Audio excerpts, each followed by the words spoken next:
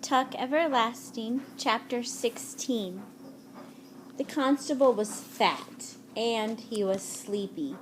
He wheezed when he spoke, and he spoke quite a bit as they started off, and he and the man in the yellow suit.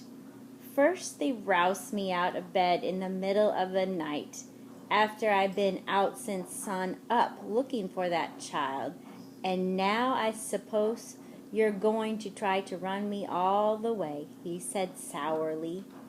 I got to tell you this horse of mine is none too strong.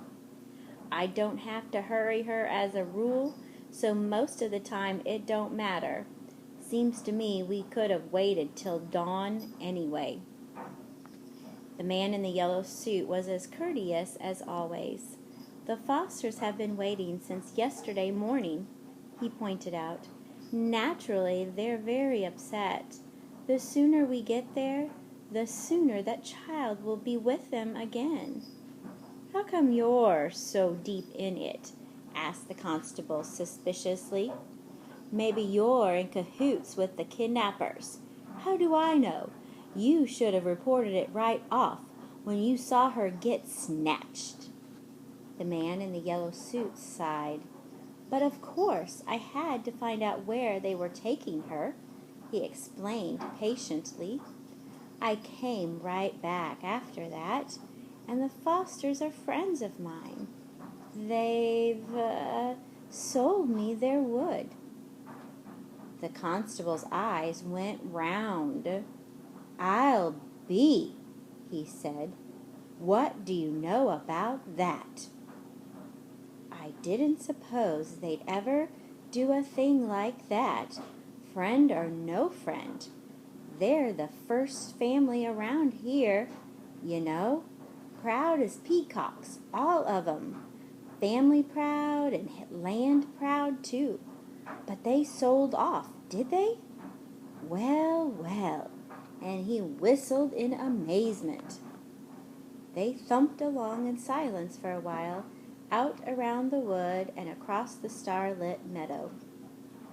Then the constable yawned deeply and said, You ready to tell me how long this is going to take? How far we got to go? 20 miles north, said the man in the yellow suit. The constable groaned. 20 miles? He shifted the shotgun that rested across his saddle and groaned again. Clear up in the foothills? That's a fair way, all right. There was no reply to this. The constable ran his fingers down the gleaming barrel of the shotgun.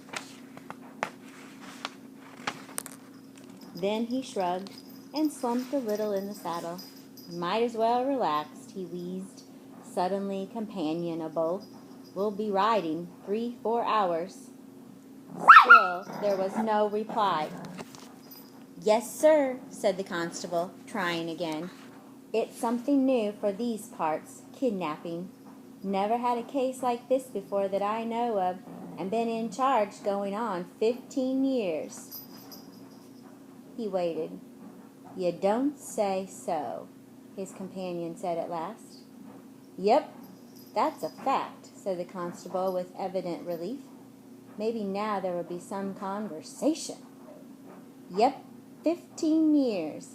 Seen a lot of trouble in 15 years, but nothing quite like this.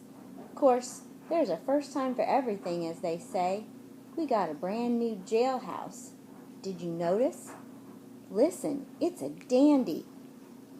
Give those folks nice, clean accommodations. He chuckled. Of course, they won't be there long. Circuit judge will be coming through next week. He'll send him over to Charleville, most likely to the county jail. That's what they do for your serious crimes. Of course, we got a gallows of our own if we ever need it. Keep down trouble, I think. Just having it there. Ain't ever used it yet. That's because they take care of the serious stuff over to Charleville, like I say. The constable paused to light a cigar and went on cheerfully. What you got planned for that piece of foster land? Going to clear her? Put up a house or a store, maybe? No, said the man in the yellow suit. The constable waited for more, but there was no more. His sour mood returned. He frowned and shook the ashes from his cigar. "Say," he said, "you're kind of a closed-lipped feller, ain't you?" The man in the yellow suit narrowed his eyes. His mouth, above the thin gray beard, twitched with annoyance. "Look here," he said tightly, "would you mind if I rode on ahead? I'm worried about that child. I'll tell you how to get there, and I'll go on ahead and keep watch." "Well," said the constable grudgingly, "all right if you're in such a ding-danged hurry, but don't do nothing till I get there. Those folks are likely dangerous. I'll try to keep up, but this horse of mine, she's none too strong. Don't see as how I could get her to a gallop, even if I tried." "That's right," said the man in the yellow suit. "So I'll go on ahead and wait outside the house till you get there." He explained the route carefully, then dug his heels into the flanks of the fat old horse, cantering off into the darkness where just a hint of dawn glowed on the edges of the hills far ahead. The constable chewed on the end of his cigar. "Humph," he said to his horse. "Did you get a gander at that suit of clothes? Oh, well, it takes all kinds, as they say." And he followed slowly after, yawning, the gap between him and the man ahead lengthening with every mile.